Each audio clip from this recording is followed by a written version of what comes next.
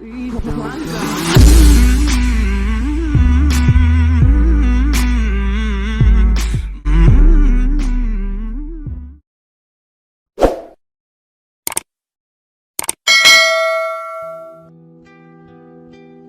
lagi saya penasarannya, karena ternyata kok bener ya, di dalam Quran ini kok ada ayat-ayat yang berhubungan dengan sains, terus dibuktikan ternyata benar. Assalamualaikum warahmatullahi wabarakatuh. Kita panjatkan puji bagi Allah Subhanahu wa Ta'ala. Semoga sholawat keselamatan kepada junjungan kita Nabi dan Rasul Muhammad Sallallahu Alaihi Wasallam, keluarga, sahabat, dan umatnya. Kita bersama lagi dengan channel Islam Kita, Berita Islam, Berita Kita. Sebelum dilanjutkan, terima kasih telah menekan tombol subscribe, like, dan share. Viralkan berita-berita kebenaran Islam. Video kali ini berjudul Perjalanan Mu'alaf Super Cerdas Keturunan Tionghoa, Koh Donditan. Video ini merupakan kelanjutan dari video bagian pertama dengan judul yang sama. Ayat-ayat Al-Quran yang berhubungan sains terkuak kebenarannya oleh ahli-ahli sains modern. Donditan pada mulanya penasaran dengan ceramah Syekh Ahmad Didat yang mengulas habis-habisan tentang Bible. Kemudian dia mengikuti video-video Dr. Zakir Naik yang banyak mengulas tentang isi kitab suci dari berbagai agama, utamanya Al-Quran dan Bible. Donditan mendapati fakta tentang begitu banyaknya versi Bible, tidak hanya sekedar perbedaan berkaitan dengan tata bahasa, namun berkaitan dengan isi, jumlah ayat yang berbeda-beda, ketidaksesuaian antara beberapa ayat, kontradiksi ayat, ataupun sesuatu yang tidak sesuai akal pikiran manusia atau sains. Ternyata di luar sana tuh, di luar negeri tuh banyak Bible yang berbahasa Inggris, misalnya versi KJV, King James Version, nanti ada versi NIV, New International Version. Ternyata ada lagi versi namanya Revised Standard Version. Di Indonesia memang hanya dikenal Alkitab atau LAI, Lembaga Alkitab Indonesia.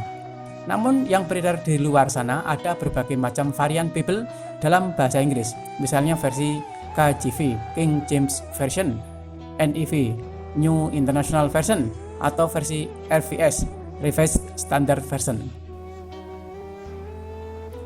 Dalam versi LAI atau Lembaga Alkitab Indonesia, Perjanjian Baru, ada beberapa ayat yang dalam Bible bahasa Inggris itu tidak ada. Beberapa ayat yang muncul dalam Bible LAI berbahasa Indonesia ditengarai ayat sisipan atau ayat yang tidak ada di dalam dokumen naskah yang paling awal.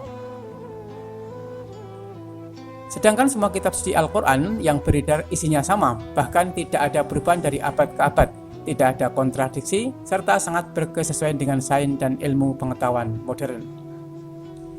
Banyak ilmuwan peneliti sains mengakui kebenaran isi Al-Quran yang turun sejak 1400 tahun yang lalu, yang sudah menyampaikan tentang sains, walaupun fakta ilmiah baru ditemukan atau terkonfirmasi kebenarannya pada tahun-tahun terakhir ini.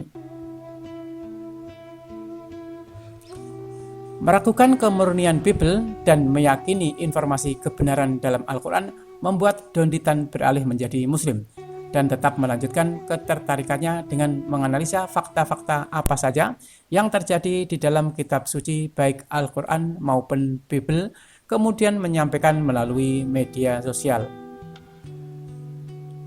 Donditan sebagai mantan Kristen mengharapkan dasar argumen yang ilmiah bisa memberikan informasi yang berguna bagi kaum Kristen yang ingin mencari kebenaran.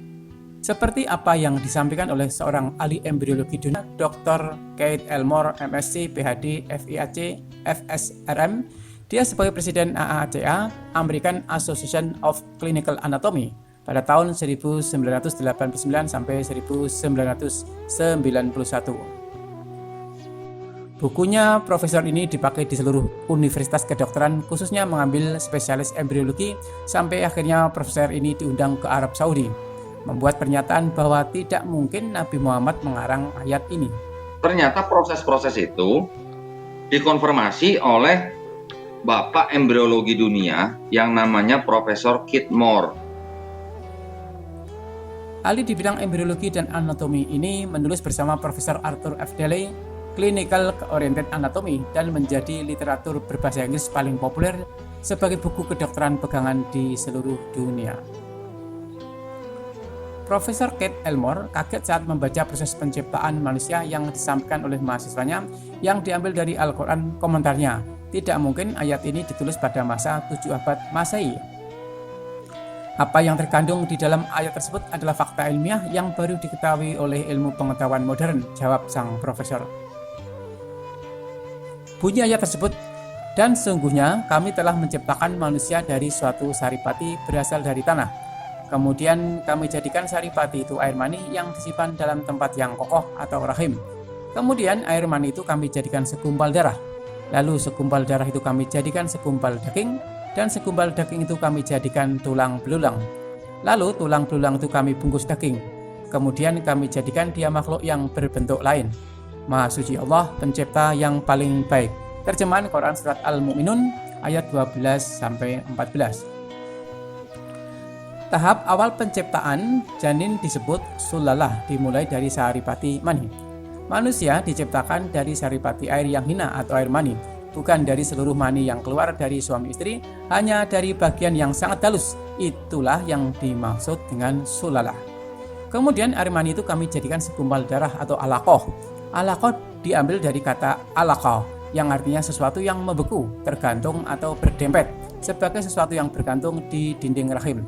Mempunyai arti nama dari binatang kecil hidup di air dan di tanah yang terkadang menempel di mulut binatang pada waktu minum di rawa-rawa, yaitu sebangsa lintah.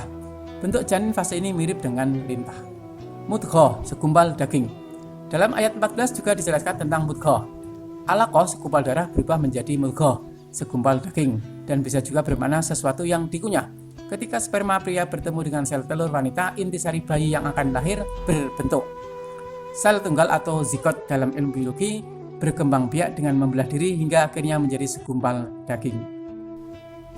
Dalam Al-Quran terdapat kurang lebih 1000 ayat yang berbicara mengenai sains dan ilmu pengetahuan.